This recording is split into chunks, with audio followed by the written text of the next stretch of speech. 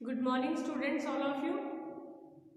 Once again, you are most welcome on the online classes of MA Previous English Literature, started by our own college, Shrimati Ramkumari PG महिला महाविद्यालय। बेटा, हमारी poem the grammarian funeral चल रही थी और इसमें हमने देखा कि जो ग्रामेरियन है, ही इज ए स्कॉलर। ठीक है, वो क्या है?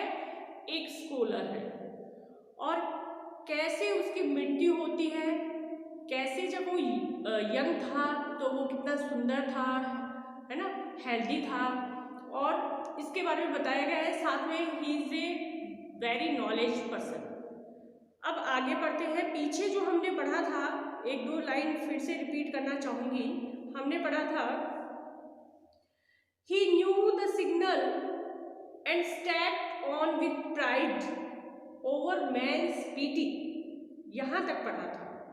ओवर मैन्स पीटी मतलब he did not accept pity, he did not accept any kind of favor, ठीक है, to any person. नेक्स्ट है, left play for work and grappled with the world. grappled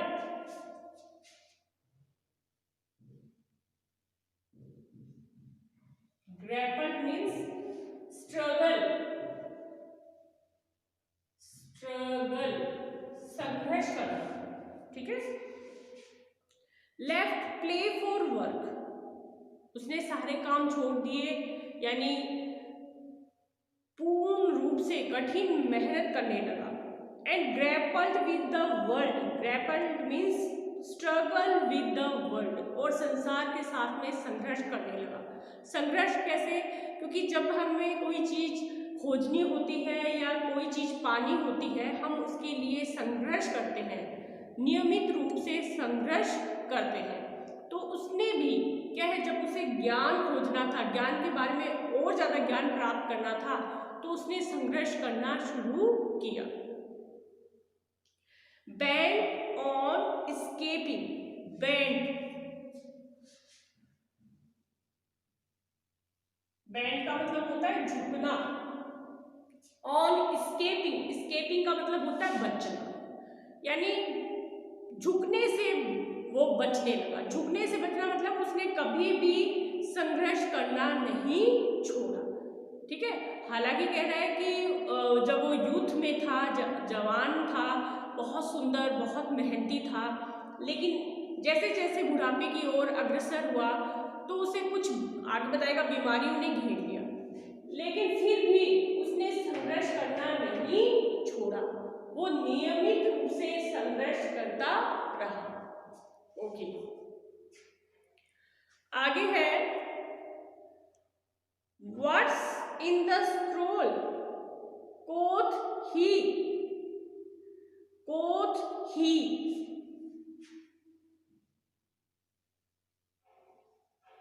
कोथ ही का मतलब होता है सैड ही, कहना, सैड ही। ठीक है। What's in the scroll, scroll means soul, quoth he said he, thou keepest world, thou means you. Poetry में thou का मतलब क्या होता है? यू होता है। ठीक है। दो keepest world means glory, glory. दो कीपेस्ट फल्ड, यानी दो मतलब यू, कीपेस्ट, कीपेस्ट यानी रखना है, फल्ड मतलब ग्लोरी, अपनी शान बनाए रखना है। उसने कहा, किसने? ग्रामेरियन ने कहा कि अगर तुम्हें अपनी शान बनाए रखना है, यानी हर व्यक्ति को समझाने की कोशिश कर रहा है ग्रामेरियन यहाँ पे, कि अगर किसी व्यक्ति को अपनी शान बनाए रखना है तो उसके लिए उसे स्ट्रगल करना ही पड़ेगा, संघर्ष करना ही पड़ेगा। ठीक है। Okay, show me their shaping, shaping का मतलब होता है टेक्स्ट, शेपिंग का मतलब क्या होता है? टेक्स्ट यानी work. Show me their shaping, कह रहा है तुम अपना टेक्स्ट यानी वर्क दिखाओ, यानी वो चाह रहा है कि काम कैसा भी हो, कितना भी कठिन क्यों ना हो, अगर हमें अपनी शान बनाए रखनी है तो उसके लिए हमें स्ट्रगल करना ही पड़ेगा, संघर्ष करना ही पड़ेगा। और अगर हम संघर्ष करते हैं, कड़ी मेहनत करते हैं, तो हमारी शान बनी रहती है, otherwise not. Okay, There's who most studied man, the bard, the sage, gives, so he groaned him. There's who most studied man, कह रहा है जो कि बहुत पढ़े लिखे लोग होते हैं या पढ़ते हैं, कड़ी मेहनत करते हैं, जैसे द बार्ड। बार्ड किसको बोलते हैं? पोएट को। किसको? पोएट को, कवि को। फिर उसने कहा सेज, सेज का मतलब होता है the wisest man, the wisest man, ठीक है, यानी सबसे बुद्धिमान व्यक्ति, wisest man, the wisest man. Okay, उसने कहा theirs who must studied man, the bard, the sage, give, so he groaned him, so he groaned him का मतलब होता है to become a scholar। कह रहा है कि जो सबसे बुद्धिमान व्यक्ति होता है, जो सबसे ज्यादा लर्नेड पर्सन होते हैं, लर्नेड मतलब उसने बताया क्योंकि पोइट भी बहुत लर्नेड पर्सन होते हैं, कहीं कहीं से वर्ड्स उठाते हैं, पिक करते हैं, उनको सेट करते हैं, उनके क्या क्या अर्थ निकलते हैं, मीनिंग निकलते हैं, इसमें भी बहुत मेहनत लगती है। तो वो कह रहा है और जो सबसे बुद्धिमान व्यक्ति होते हैं, गिव, सो ही ग्रोन्ड हिम का मतलब होता है टू बिकेम ए स्कॉलर। कह रहा है उनको देखकर मैं एक स्कॉलर बना, मैं एक विद्वान बना। विद्वान कैसे? A learned person. Okay, next जो लाइन है, they are very important lines. Straight got by heart that book to its last page, learn we found him. ये दो लाइनें मैं लिख रही हूँ आपके ब्लैक बोर्ड के ऊपर। These are very important lines because some lines they are very important and the examiner asked in the exam.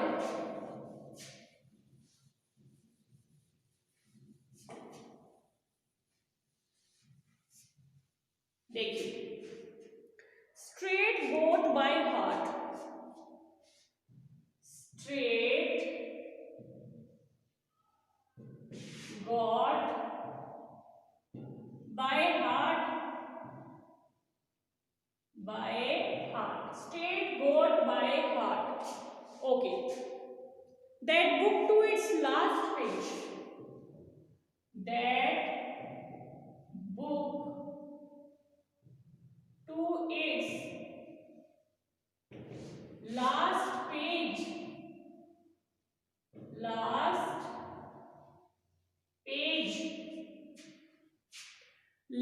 learned we found him, learned we found him, we found him। Okay, अब कह रहे हैं straight got by heart that book to its last page. कह रहा है मैंने किताबों को सीधे हृदय से पढ़ा। हृदय से कैसे पढ़ा? यानी मन लगाकर पढ़ा, कड़ी मेहनत के द्वारा पढ़ा। That book to its last page, उस हर किताब का आखिरी पन्ना जो होता है, आखिरी पन्ना मतलब हर शब्द को, हर वाक्य को मैंने बहुत ध्यान से पढ़ा। इसलिए उसने कहा स्ट्रेट गोट बाय हार्ट। एक तो हम वैसे पढ़ लेते हैं, ठीक है, मन लगा के नहीं पढ़ते, कुछ समझ में आता तो ठीक है, अच्छा लगता है तो पढ़ लेते, नहीं अच्छा लगता तो छोड़ देते हैं, ऐसे नहीं पढ़ा उसने। उसने कैसे पढ़ा? Straight got by heart that books to its last page, आखिरी पेज तक, आखिरी पन्ने तक कह रहा है मैंने हर किताब को पढ़ा। लर्न वी फाउंड हिम, ठीक है ना। अब उसके स्कॉलर्स जो उसके डिसिपल्स हैं वो कह रहे हैं लर्न, उसने उस बुक को याद किया। वी फाउंड हिम, वी मतलब डिसिपल्स बोल रहे हैं यहाँ पे, उसके कौन, ग्रामेरियन फ्यूनरल के जो डिसिपल्स हैं, जो शिष्य हैं, वो कह रहे हैं वी फाउंड हिम, हम उसे हमेशा जब देखते थे तो हर किताब को पढ़ता रहता था। यानी अगर किसी को बहुत ज्ञान प्राप्त करना है तो ऐसे व्यक्ति दिन रात पढ़ने में लगे रहते हैं। और उसके डिसिपल्स भी यही बात कह रहे हैं कि straight note by heart that book to its last page, learn we found him. ठीक है, ओके, आगे चलते हैं। But we found him bald to eyes like lead, but we found him, वो कह रहे हैं yea, but we found him bald to eyes like lead, eyes like lead, ये भी मैं लिख रही हूँ, इसी के साथ में लाइंस हैं आपकी, yea but we found him, yea but we found him, yea but we found him bald to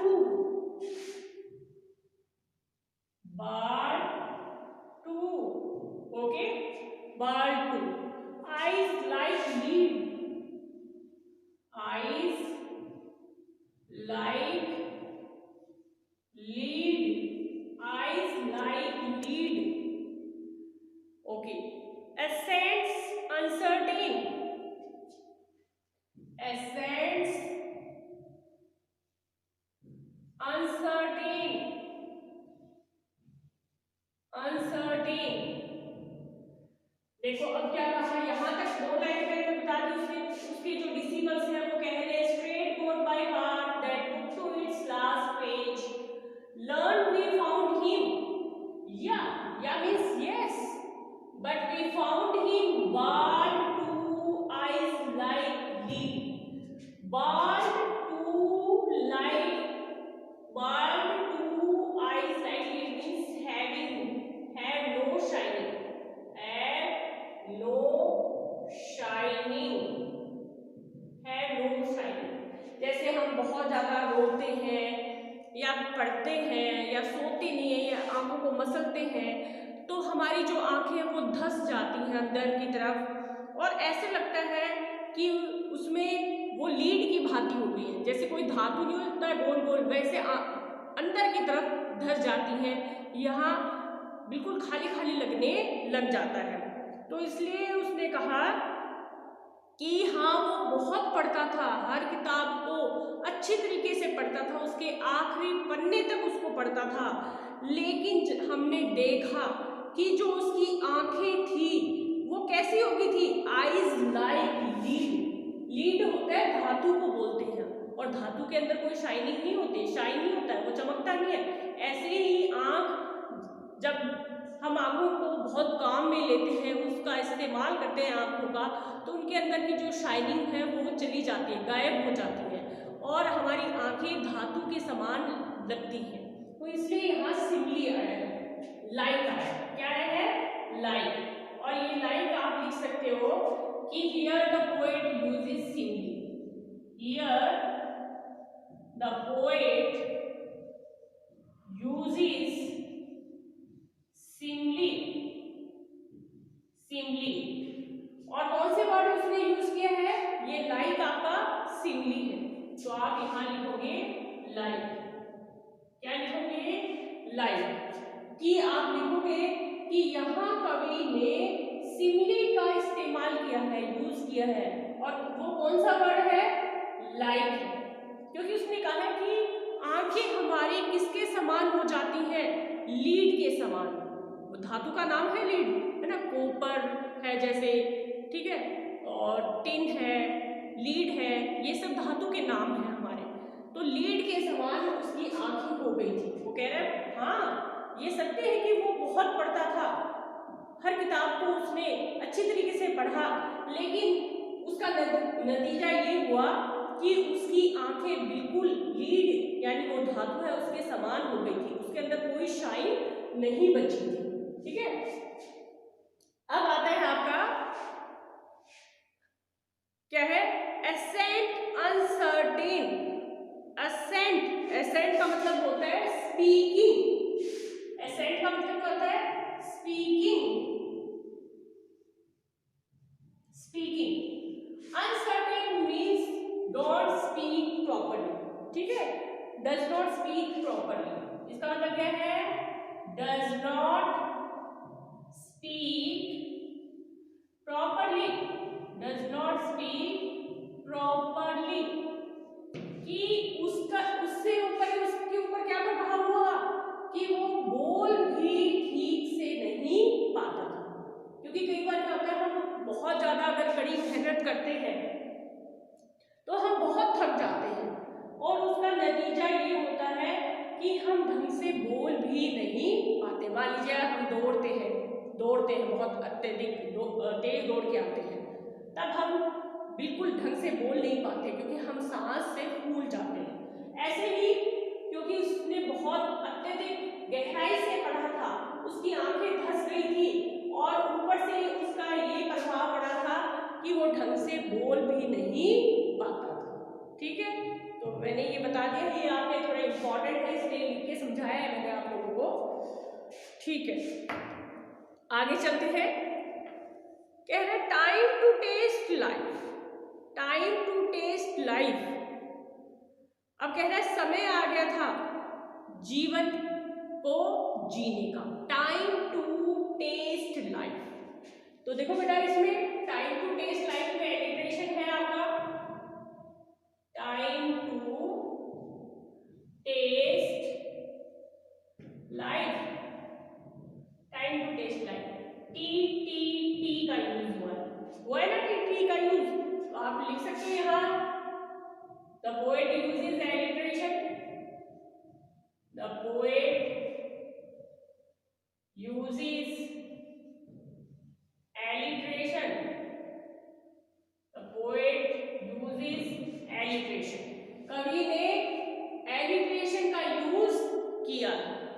time to taste life, अब है कह रहे टाइम टू टेस्ट लाइफ, समय आ गया था जीवन को जीने का, जीवन को सही ढंग से जीने का। देखो कई बार क्या होता है, जैसे हम यंग होते हैं, हम धन कमाने में इकट्ठा करने में लगे रहते हैं ताकि हम ये सोचते हैं कि हमारा जो बुढ़ापा है वो सिक्योर हो जाए, सेफ हो जाए, तो लोग अपने पास में जमा पूंजी भी रखते हैं ताकि बुढ़ापे में कोई बीमारी या फिर हमारे ऊपर कुछ भी जैसे आती हैं जिम्मेदारियां, उनको हम अच्छी तरह से ढंग से निर्वाह कर सकें। ठीक है ना, तो कह रहे हैं उसने पूरे जीवन में अपनी कड़ी मेहनत की, अब समय आ गया था क्या करने का, time to taste life. Okay, अब कह रहा है एक्चुअल लाइफ कम्स नेक्स्ट, लेकिन उसने कहा नहीं नहीं नहीं, ये कोई जीवन नहीं है।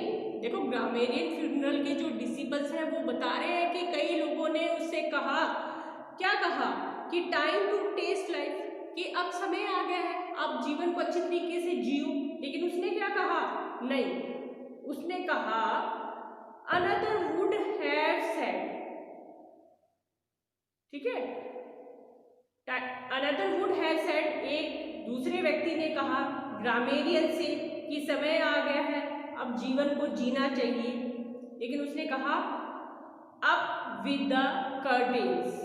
अप विद द कर्टेन्स का मतलब होता है books which come in the way of the enjoyed life. उसने कहा नहीं, अभी किताबें मेरे जीवन में शेष रह गई हैं। क्या कहा, अप विद द कर्टेन, कि अभी मुझे और किताबें पढ़नी हैं जीवन में और अत्यधिक ज्ञान ग्रहण करना है। ठीक है, अब नीचे आ रहा है कि this man said rather actual life comes next, patient a moment.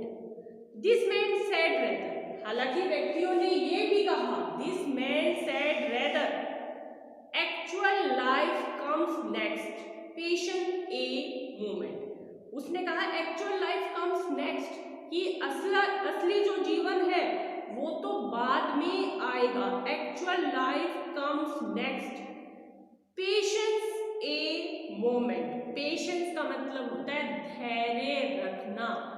A moment यानी जो क्षण है उसके अंदर हमें धैर्य रखना चाहिए। ठीक है, तो बेटा आज के लिए इतना ही, and I hope that you like and understand this poem. Thanks and have a nice day.